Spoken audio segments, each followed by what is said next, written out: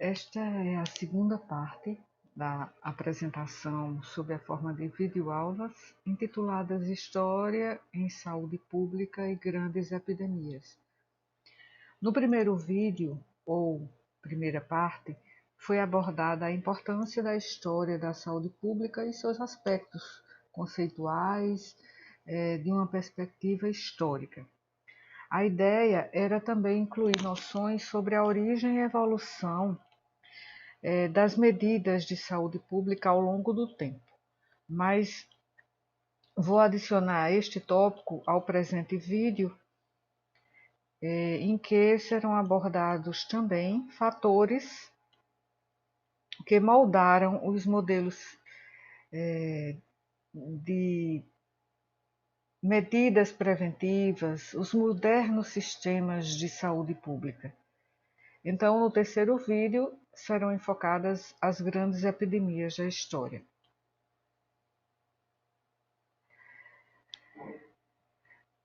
Publiquei no nosso canal do YouTube a primeira parte desta apresentação aqui, e isso aconteceu antes da eclosão da atual epidemia da doença pelo coronavírus 2019, que em inglês, né, tem o acrônimo COVID-19, Coronavirus Disease 2019, que pode cursar com a síndrome respiratória aguda grave causada pelo coronavírus 2, SARS-CoV-2, e que continua a se alastrar e que em 11 de março de 2020 atingia 115 países com mais de 100 mil casos e mais de 4 mil mortes. Em janeiro deste ano, a Organização Mundial da Saúde decidiu definir a epidemia de Covid-19 como uma emergência de saúde pública de interesse internacional. O que era um surto de Covid-19 foi declarado uma epidemia pela Organização Mundial da Saúde em março, né, nesse 11 de março de 2020, e a palavra epidemia vem da palavra grega pandemos, que significa pertencente a todas as pessoas. Pan, que significa todos ou tudo, e demos, que significa povo, pessoas. Os casos e mortes em uma pandemia são geralmente mais altos que uma epidemia. Em nosso mundo moderno é mais fácil ocorrer uma pandemia devido às viagens rápidas e modernas por via aérea e marítima do que era antigamente. A pandemia atual é causada por um novo vírus ou um novo subtipo de vírus que atravessou a barreira, né, entre animais e humanos, entre animais irracionais e humanos. Então, estamos agora em regime de isolamento social há cerca de 20 dias aqui em João Pessoa, na Paraíba, nordeste do Brasil, assim como na maioria das cidades do país e outros países que estão em diferentes fases da epidemia. Agora, em abril de 2020, só se fala da Covid-19 em todos os meios de comunicação, em todas as conversas entre as pessoas, em todos os âmbitos acadêmicos, científicos e governamentais. Quais foram outras epidemias que se disseminaram por todos os continentes, né, por todo o mundo, na história da humanidade, então na história da civilização? Então, podemos citar a sexta pandemia de cólera, entre 1899 e 1823, que foi originária da Índia e que antes de se espalhar pelo mundo,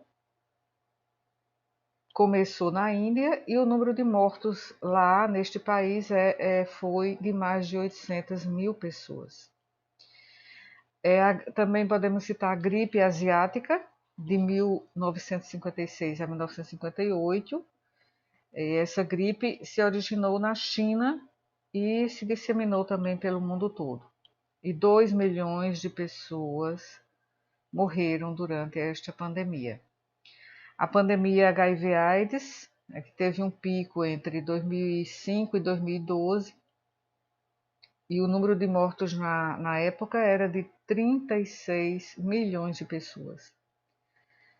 O primeiro caso verificado de infecção pelo HIV foi identificado em uma amostra de sangue preservada de 1959 de um homem de Kinshasa, na República Democrática do Congo, embora a disseminação original do HIV tenha sido teoricamente iniciada algumas décadas antes na mesma cidade.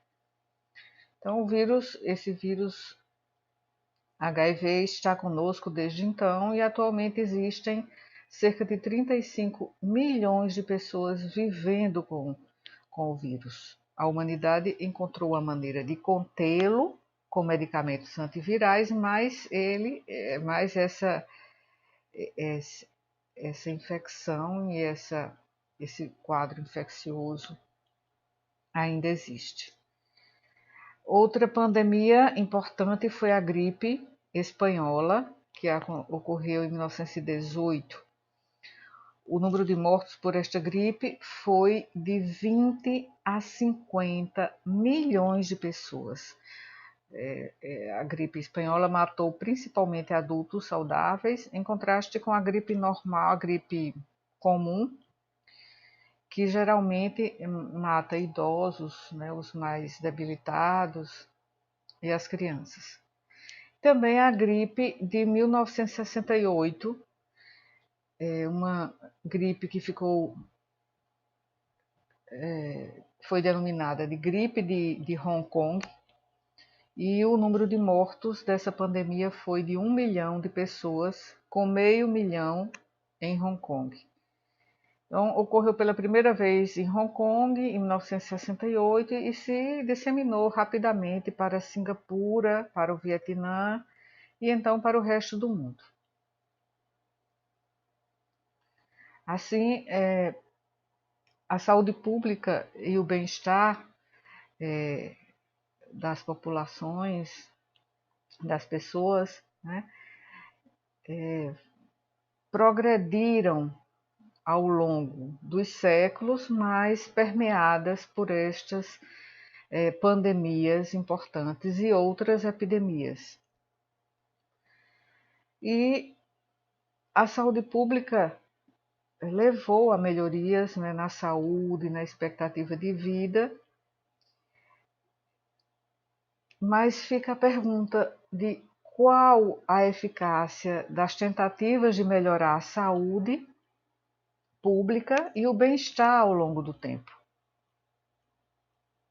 Então, o que sabemos é que a história da saúde pública tem sido uma história da batalha da humanidade contra doenças e mortes prematuras. Embora nem sempre tenha sido identificada como uma disciplina separada, há registros de preocupações com a saúde pública nas primeiras civilizações. E desde essas primeiras civilizações existem pandemias. Então, há milhares de anos, as populações preocupam-se com o saneamento, com a habitação, com a qualidade da água, o fornecimento da água e de alimentos que sejam seguros e limpos, e o controle e o tratamento de doenças. Então, no que é frequentemente referido como a antiga saúde pública, né, que foram os primeiros esforços na prevenção de doenças, que foram direcionados para fornecer acesso à água limpa, né, uma moradia segura e fontes adequadas de alimentos, desenvolvimento da higienização das mãos, e também o desenvolvimento de sistemas de esgotos das cidades, né, leis de quarentena e vigilância sanitária, desinfecção, vacinação, assim como o controle e tratamento, né, o enfrentamento de epidemias, como o que está acontecendo agora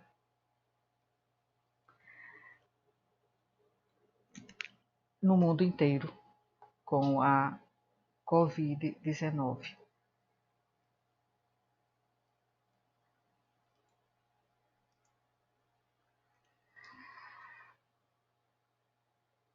Nos últimos 150 anos, ou seja, desde a década de 1870, dois fatores principais moldaram os modernos sistemas de saúde pública. Dois fatores, né, entre muitos outros, mas vamos citar alguns que são assim mais proeminentes. O primeiro é o desenvolvimento do conhecimento científico sobre fontes e meios de controle de doenças. E o segundo, o crescimento da aceitação pública do controle de doenças como uma possibilidade e uma responsabilidade do poder público. Nos séculos anteriores, quando pouco se sabia sobre as causas das doenças, a sociedade tendia a considerar a doença com um certo grau de resignação e poucas ações públicas eram tomadas. Bem, aqui está representada justamente uma das medidas mais importantes e que permanece hoje como uma das mais relevantes para evitar doenças infecciosas. A higienização das mãos, a lavagem das mãos com água e sabão. Esta é uma imagem que foi extraída da Sociedade de Tuberculose da Virgínia, né, que foi uma campanha de 1965. Então, a lavagem das mãos começou a ser realizada no século XIX, através das descobertas, dos esforços, né, do grande Ignaz Semmelweis, um obstetra da maternidade de Viena, que evidenciou e demonstrou cientificamente que as infecções puerperais estavam relacionadas à falta de higienização dos médicos e de estudantes de medicina. Então, a lavagem das mãos foi uma das medidas mais importantes e continua sendo, né? Então, não só a lavagem das mãos, mas a preocupação, né, com a transmissão de agentes microbianos, sejam virais, bacterianos, através da emissão de gotículas de saliva, né? Enquanto se tosse, se fala, podem ser expelidos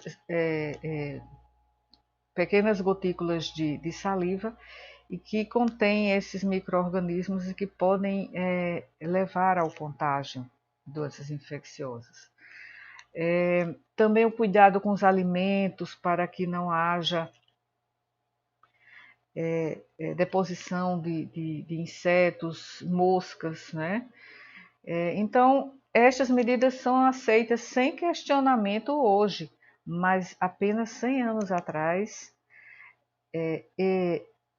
eles marcaram uma revolução da saúde pública. Eles promoveram a limpeza como medida da saúde pública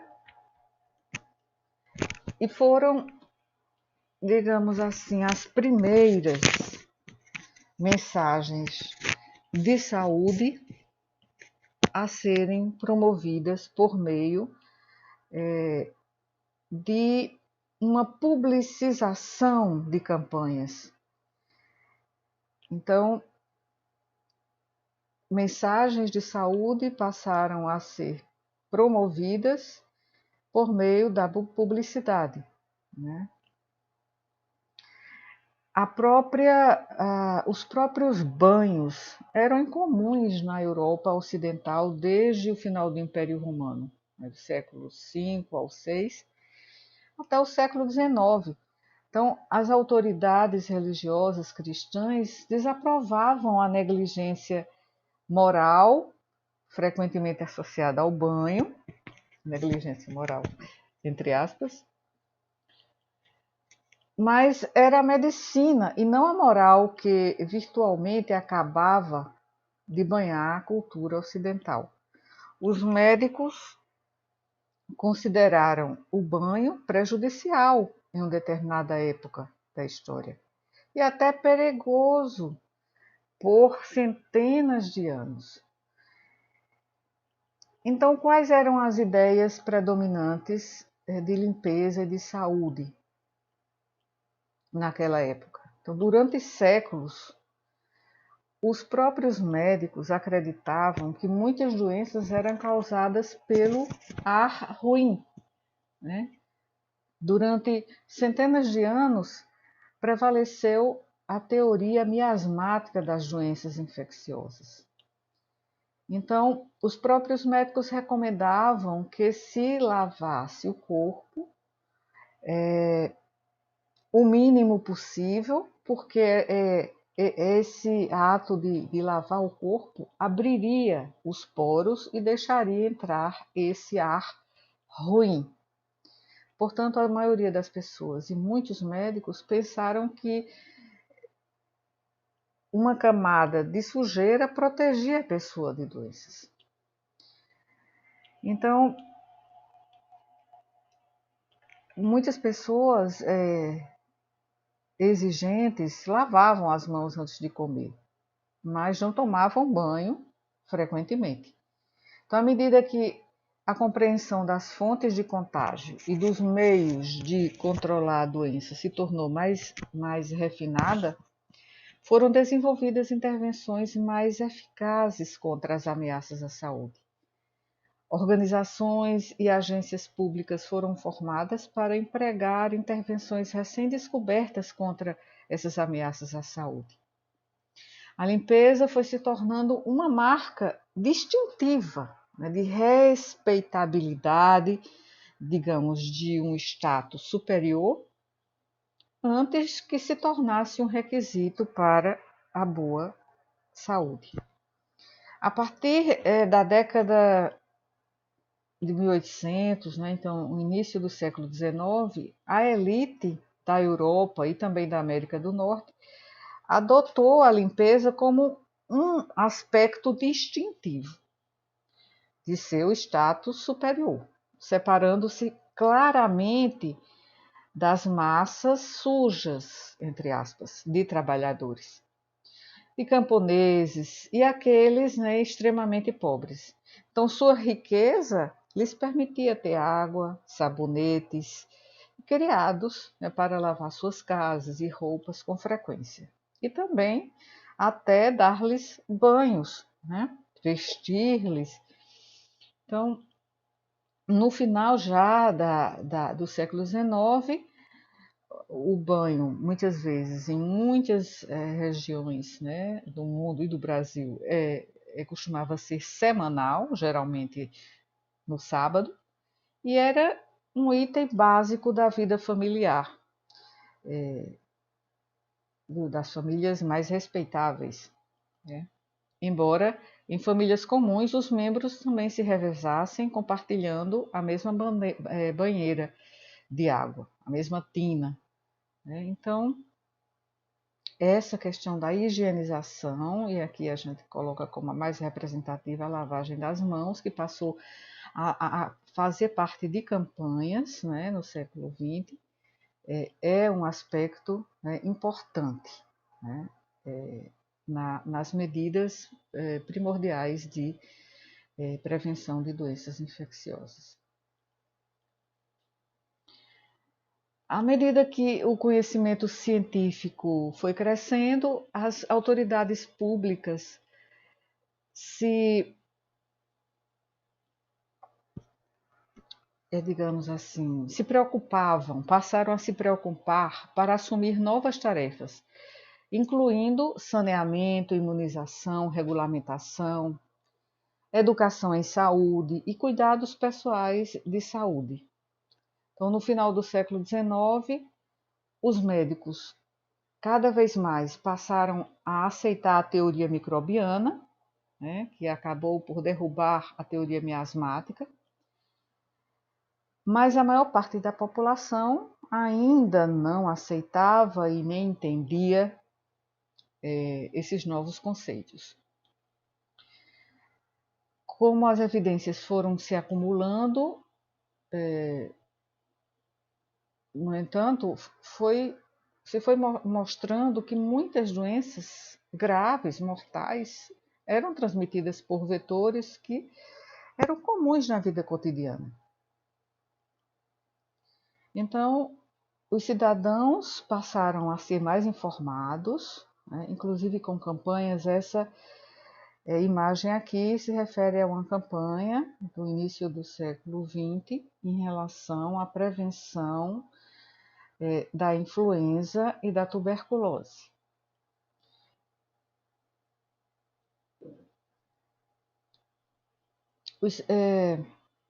Então, os cidadãos passaram a olhar cada vez mais horrorizados, né, para muitas ruas e bairros das cidades, principalmente para os bairros fervilhantes, né, de pessoas pobres, e viam riscos à espreita em toda parte. Não era mais aceitável que a classe trabalhadora e os pobres também estivessem sujos, quando essa sujeira pudesse gerar doenças que acabariam se disseminando para todos. Então começou a haver uma preocupação com a classe trabalhadora, com a classe pobre, porque se sabia que muitas doenças poderiam ser transmitidas independentemente, né, de as classes mais favorecidas apresentarem e apresentassem e cultivassem hábitos higiênicos. Então, começou-se a se preocupar com medidas sanitárias para o povo, né? Com campanhas de sanitarismo, com o higienismo, e no Brasil isso foi particularmente também importante já no século XX, na Europa no século XIX, já com a Revolução Industrial que aconteceu, já foi havendo uma preocupação tanto com a saúde do trabalhador quanto com a salubridade das cidades. E a ligação entre ciência, desenvolvimento de medidas, né, preventivas e também a organização das autoridades públicas para empregar intervenções foi aumentando a compreensão pública e o compromisso social com a melhoria da saúde. O crescimento também do próprio sistema público de proteção à saúde dependia tanto da descoberta científica quanto da ação social. Então, começou a se desenvolver a medicina social, né, na Alemanha, na França, em países da Europa, e a compreensão da doença tornou possíveis medidas públicas para aliviar a dor, o sofrimento e os valores sociais sobre esse objetivo tornaram viáveis as medidas públicas e o governo, ou seja, o poder do Estado, o poder estatal passou a assumir a responsabilidade, digamos assim, de maneira oficial, né, de maneira reconhecida, pela saúde pública. E a distinção entre saúde pública e saúde da população muitas vezes assim era confusa. porque muitos consideram ainda que a saúde pública tem assim um aspecto, né, é uma dimensão mais crítica, de uma função crítica dos sistemas de saúde, de como prevenir epidemias, conter riscos ambientais e incentivar comportamentos saudáveis, né? Então, começou a haver essa preocupação do Estado com a saúde da população.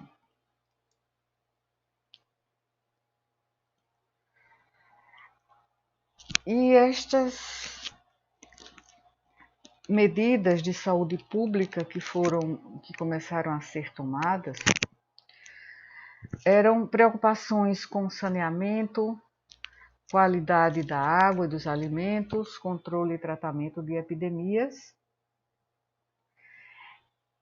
E a origem dessa abordagem de saúde da população é um debate histórico sobre a relação entre crescimento econômico e saúde humana. A história da saúde pública mostra que as principais melhorias na saúde das populações resultaram não dos esforços dos sistemas médicos orientados para o tratamento, o atendimento de indivíduos com doenças específicas, né, o tratamento curativo, mas da melhoria das condições sociais gerais, como moradia, suprimento de qualidade também de água, alimentos, o saneamento básico. Embora essa seja uma perspectiva histórica, estando principalmente associada à Revolução Sanitária do século XIX, que foi iniciada na Inglaterra nas décadas de 1830 a 1840, o aumento da importância de doenças não transmissíveis globalmente, incluindo obesidade, diabetes e doenças relacionadas ao álcool e o tabaco, foi sublinhando, né, com o tempo, já no século XX, a importância da prevenção primária também destas doenças. E assim foi se construindo a moderna saúde pública, né, equivalente ao movimento sanitário, que está centrada nos determinantes sociais da saúde. E o pensamento sistemático sobre como estabelecer os determinantes da saúde e da doença não foi uma coisa inventada repentinamente, mas evoluiu ao longo dos séculos, né, até que culminou, né, com o reconhecimento dos determinantes sociais da saúde. Mas podem-se ver lampejos de discernimento de forma recorrente ao longo do tempo.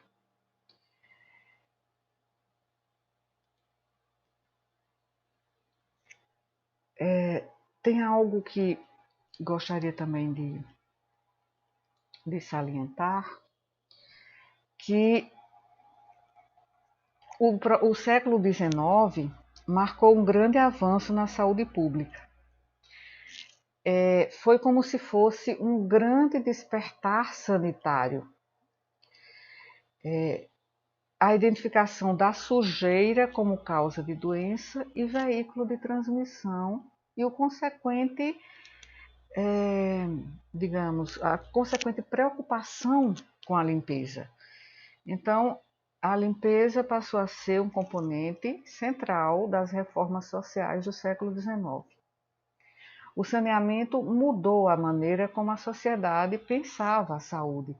A doença passou a ser vista como um indicador de mais condições sociais e ambientais, bem como de mais condições morais e espirituais, né? Porque muitas vezes se associava, no século XIX, né, essa condição de falta de higiene, né, até a uma questão moral, né, depreciativa.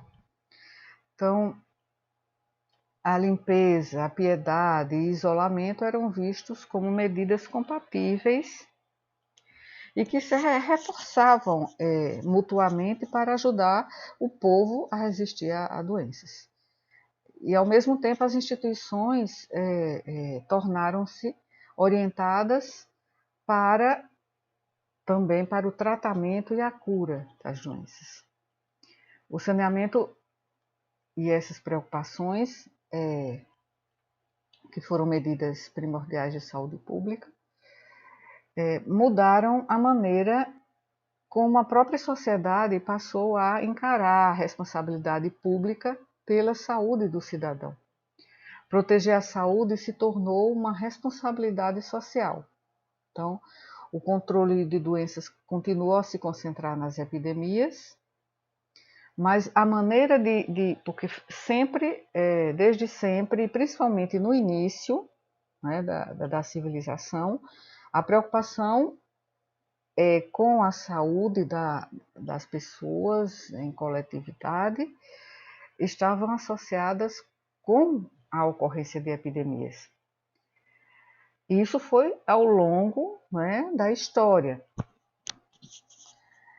Mas a maneira de controlar passou, né, a ter novas formas, novas medidas, como a quarentena, o isolamento, né, e o controle das doenças passou digamos assim, a ter momentos de maior preocupação, de maior prática de medidas preventivas, como é agora o que estamos vivendo com a epidemia, a pandemia da Covid-19. Né? Então, quantas vezes a população se preocupou com hábitos higiênicos elementares, como a lavagem das mãos, como a preocupação, né, de colocar as mãos, tocar os dedos, né, no nariz, nos olhos, na boca. Então, com a preocupação, né, de não tossir ou espirrar muito perto de outras pessoas, né? Então, uma maior preocupação passa a haver em momentos em que há epidemias. E isso no passado era muito mais, digamos, contrastante com o dia a dia. Né? E com o saneamento, a saúde pública se tornou um objetivo social e a proteção da saúde se tornou uma atividade pública. Então, hoje existem 7 bilhões de pessoas no planeta, mais de 7 bilhões de pessoas. E em 2050, as estimativas, né, prevêem que teremos mais 2 bilhões. Então, 2,5 bilhões de pessoas atualmente, pelo que se estima, não têm acesso ao saneamento básico ainda, quer dizer, em pleno século XXI. E 1,1 bilhão dessas pessoas ainda pratica a evacuação a céu aberto. São 15% da população total do mundo. Né? Então, aqui na Paraíba, em 2018, houve relatos, né, publicações mostrando que 50,8% não tem esgotamento sanitário. 50,8% da população aqui do nosso estado da Paraíba não tem esgotamento sanitário. 24% não tem abastecimento de água por uma rede geral. Então, isso não é apenas uma afronta à dignidade humana, mas também é um sério problema de saúde pública, porque doenças transmitidas pelas fezes, a transmissão fecal-oral, como diarreia, causam pelo menos 1,5 milhão de mortes por ano em crianças menores de 5 anos. Então, denominamos, como eu acabei denominando, essas medidas como medidas primordiais, né, ou medidas até primitivas, né, com a saúde pública, mas hoje a situação não está completamente resolvida, pelo contrário. Há muita gente sem saneamento básico. Então, isso é realmente vergonhoso.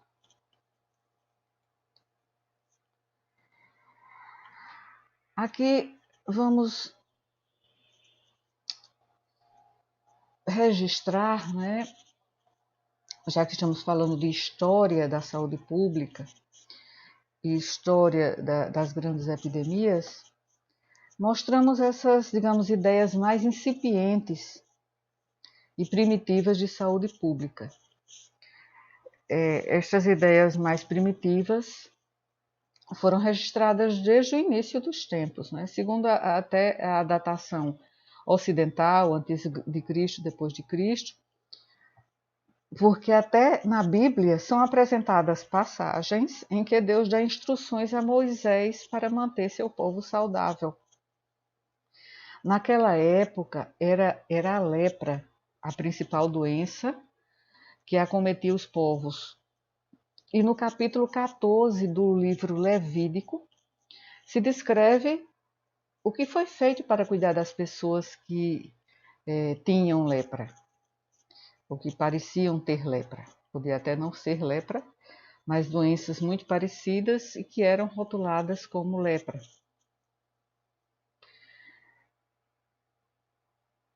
Então, por isso que alguns autores consideram que no próprio livro de Levítico já existe o registro de um primeiro código de saúde escrito no mundo, né?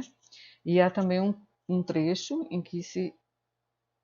Levítico 19, 28, e que se pode citar que se exortava, né, a que não se fizessem cortes no corpo por causa dos mortos, nem tatuagens, né?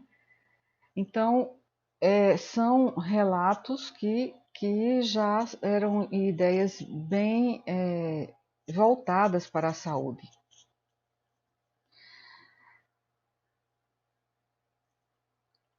Então, nota-se que a saúde está presente na sociedade desde os tempos mais remotos.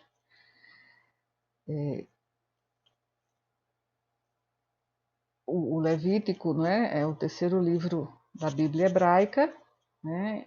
Então, mais ou menos 1500 a.C.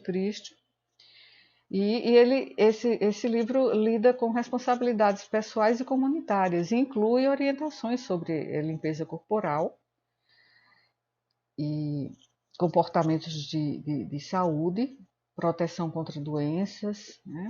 E o próprio isolamento dos leprosos.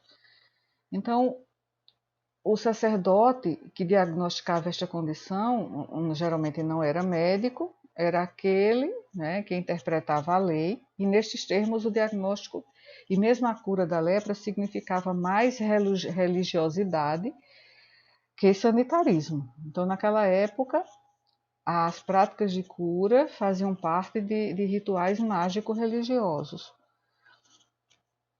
Entendendo esta prática como práticas que eram destinadas à proteção da saúde da coletividade, mas através de um imaginário mágico-religioso.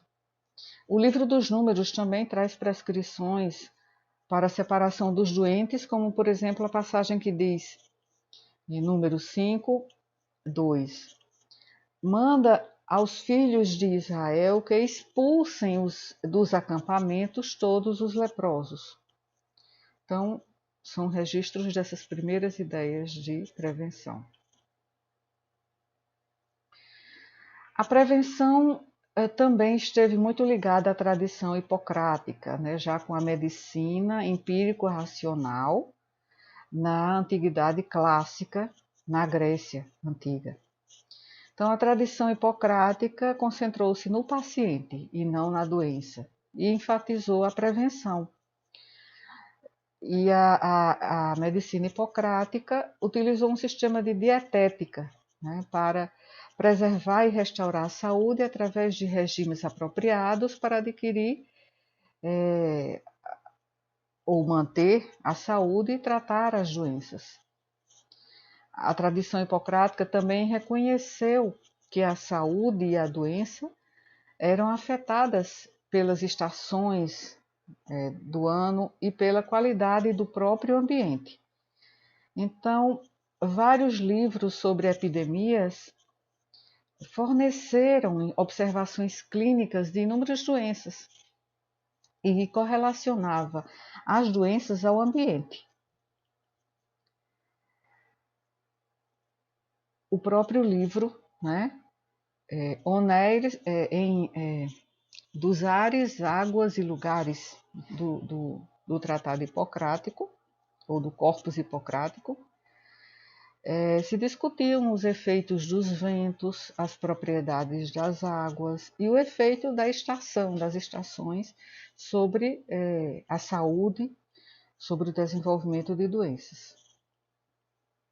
E nos tempos pós-hipocráticos, as conquistas do rei da Macedônia, Alexandre o Grande, já 350 e poucos, 330 mais ou menos antes de Cristo, no antigo Império Persa, reconfigurou a política de ordem social do mundo antigo. Então, a influência da cultura grega e instituições da cultura grega se espalharam das fronteiras da Índia para a Líbia, né, pela expansão do Império de Alexandre o Grande. E a helenização foi aceita pelas elites locais em troca, né, de que pudessem manter sua autoridade política. Então, a filosofia e a medicina grega se difundiram por meio de filósofos e médicos itinerantes em todo o mundo helenístico, através de instituições como ginásios, né, onde se praticavam exercícios físicos, como espécies de clubes, né, de academias, que se tornaram uma característica comum de algumas cidades pequenas.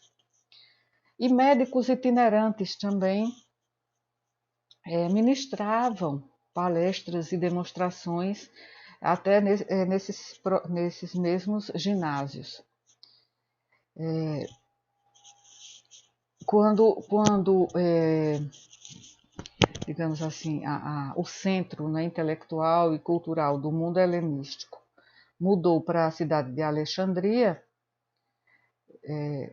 onde a antiga tradição do Egito e os elementos mais dinâmicos da civilização grega se fundiram, né, em uma só cultura. Né? Por isso que a gente fala em helenística, cultura helenística. Em Alexandria, investigações inovadoras sobre anatomia e fisiologia revelaram novos conhecimentos sobre órgãos internos do corpo, porque Herófilo, Erasístrato, né, eram anatomistas, né, que aproveitaram o momento em que foi liberada, né, a dissecção de corpos humanos. Então, houve um desenvolvimento nessa época da anatomia, porque a proibição que havia para a dissecação de corpos humanos, né, foi abolida durante essa época. Além da dietética e também dos fatores ambientais, físicos, né, a higiene pública na Roma Antiga é muito importante, muito relevante, né, como um papel histórico importante na prevenção e na saúde pública, que não existia como uma disciplina, mas a saúde pública assim, mais primitiva na Roma Antiga. Os banhos públicos, né, os aquedutos, os esgotos. Sanear é uma palavra que vem do latim e que significa tornar saudável, mas tornar saudável no sentido de higienizar e limpar. As sociedades antigas reconheceram as necessidades de saneamento e de segurança alimentar, saúde e assistência médica, né, para proteger contra doenças. E também promoveu o bem-estar e a prosperidade cívica, né, dos cidadãos. O Império Romano desenvolveu em 315 e 312 a.C., um sistema de abastecimento. O aqueduto Aqua Appia, né, tinha aproximadamente 17 quilômetros de extensão. Os antigos romanos foram a primeira grande civilização que tratou o saneamento de fato. Então, através desses aquedutos, né, foram criados reservatórios, além dos banheiros públicos. E quanto aos esgotos, o maior símbolo histórico foi a Cloaca Máxima de Roma, uma das mais antigas redes de esgotos do mundo, né? Claro que eram benefícios limitados a uma pequena elite sob a influência de médicos gregos. Então, a medicina romana igualmente enfatizou a importância de regimes pessoais de dietética para afastar doenças, mas o que se salienta do ponto de vista de história na saúde pública da antiguidade é justamente esse saneamento que houve com o Império Romano. E isso foi promovido, acima de tudo, pelo mais famoso médico grego do Império Romano, que era grego, mas foi um médico que atuou, né, em Roma, que foi Galeno, né, já mais ou menos 130, 200 depois de Cristo. Então, havia essa preocupação, né, com o ambiente.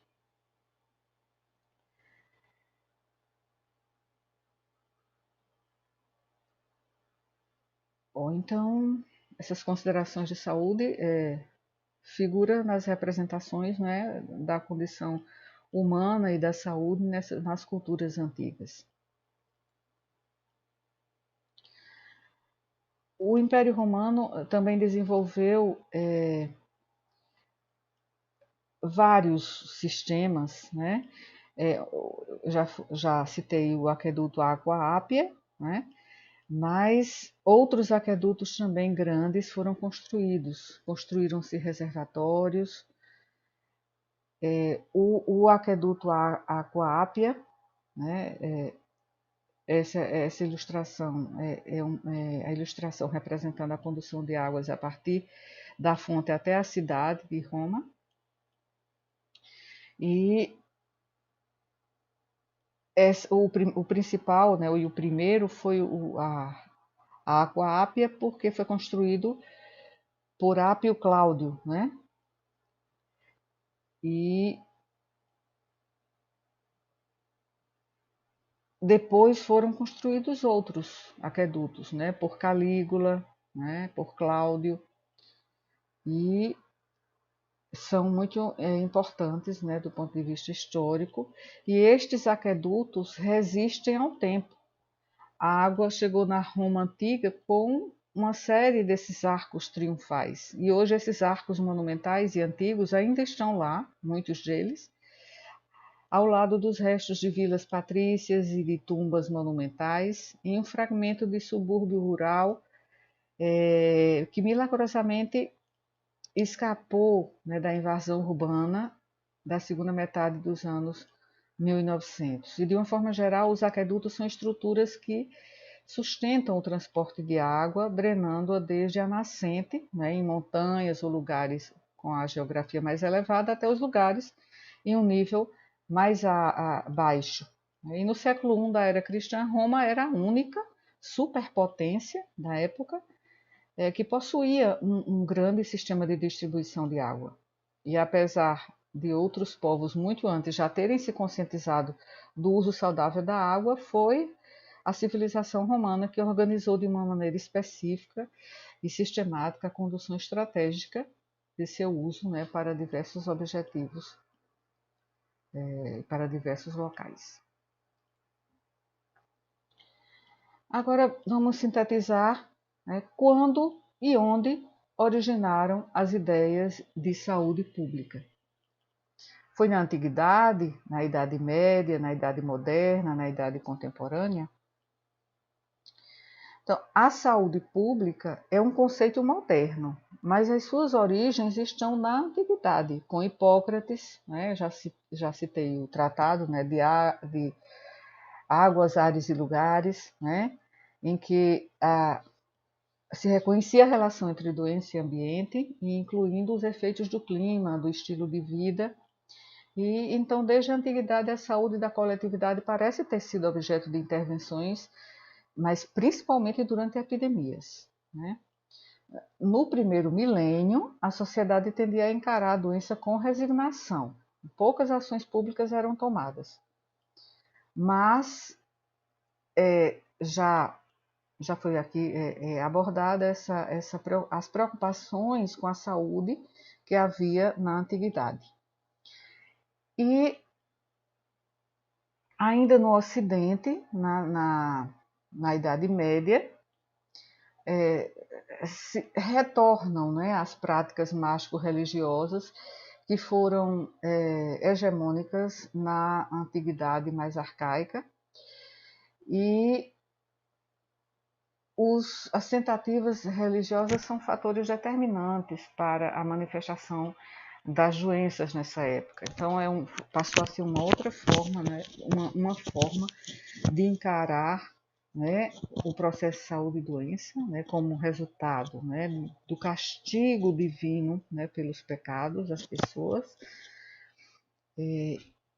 E agora, né, embora tenha havido desenvolvimento da medicina racional, hipocrática, mas aqui há uma regressão nesse sentido, né, de haver um retorno às práticas religiosas, né, e ao predomínio, né, das visões dogmáticas, né, agora é a própria Igreja Católica, né, que se torna o referencial para tudo.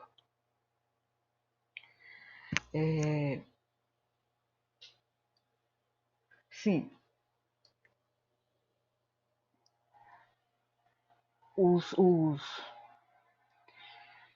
os mesmos preceitos, né, vão retornar aí à Europa durante embates bélicos, né, que foram travados entre os cristãos e os mouros. Nos anos finais da Idade Média, as populações e as autoridades aceitavam, em parte, o conceito de contaminação, mas era um conceito ainda bastante indefinido e confuso, né? Vai se falar de contágio em alguns momentos, mas eram ideias que eram absolutamente negligenciadas. Até que, na Idade Moderna, já no Renascimento, Girolamo Fracastoro, um médico italiano, ele usa pela primeira vez de uma forma assim bastante clara sobre contágio, né? Bem, é na Idade Moderna, quando há a consolidação dos Estados nacionais modernos, como o mercantilismo e o absolutismo, que as populações passam a ser consideradas, né, tidas como objeto de preocupação, de preservação dos governos. O século XVIII preparou o terreno para a saúde pública. O comércio e as viagens internacionais significativos, né, acabaram por disseminar a influência europeia, e os centros urbanos começaram a sentir as pressões da população quanto às infraestruturas das cidades em crescimento não conseguiam mais atender às crescentes demandas, né, por habitação, água, remoção do lixo. Então, na Idade Moderna já começou a haver, a surgir esse tipo de demanda. Já no prenúncio da Idade Moderna, toma forma a crença que as doenças são causadas por agentes externos ao corpo humano, né? Retrocedendo definitivamente desse modo a suposição que a saúde do homem resulta do frágil equilíbrio e equacionamento dos humores corporais, que era da medicina hipocrática. E foi nesse período em que né, Vesalius, né, promoveu um grande avanço científico, né, com o desenvolvimento da anatomia. William Harvey, um século depois, também descobriu a circulação sanguínea através do método científico. Houve a revolução científica que acabou chegando na medicina. Então, a continuidade dessas concepções nos meios científicos tornou, né, mais fácil a luta contra os germes, né, a partir do momento em que se consolidou a teoria microbiana das doenças, que já foi na Idade Contemporânea, no fim do século XIX, né, porque não foi fácil a aceitação, mesmo no meio médico, da teoria microbiana das doenças. Essa concepção da teoria miasmática e também da teoria dos 4 humores da medicina hipocrática permaneceu ainda por muito tempo.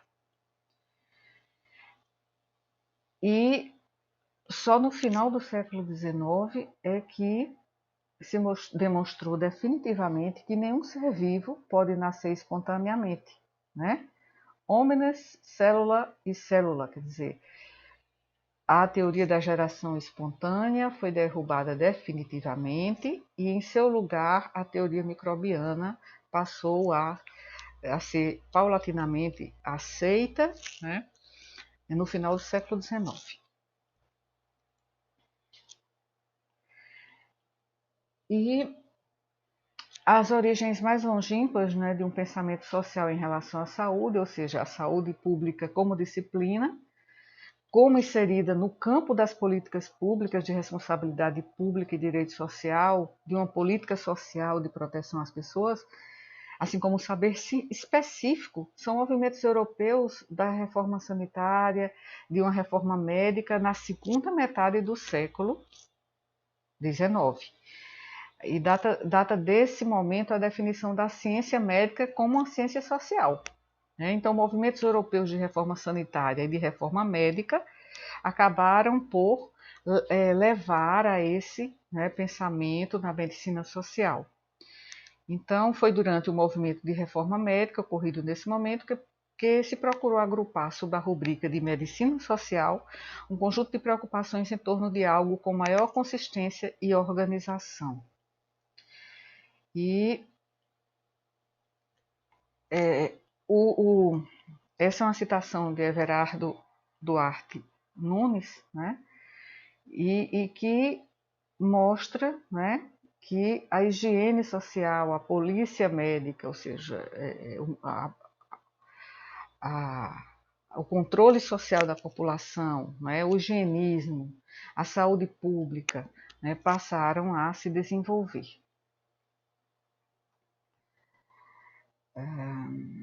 Para concluir,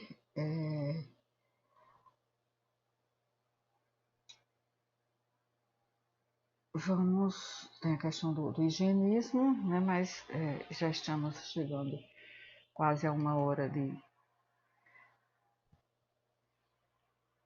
de apresentação e ainda gostaria de falar sobre o processo civilizador e a saúde pública. No entanto, já chegando a 1 hora de apresentação, eu vou deixar, né, essa questão, né, da transformação do comportamento humano, que tornou possível englobar medidas de uma maneira que se mudassem condutas, né, chega a ser compreendido como um processo civilizador.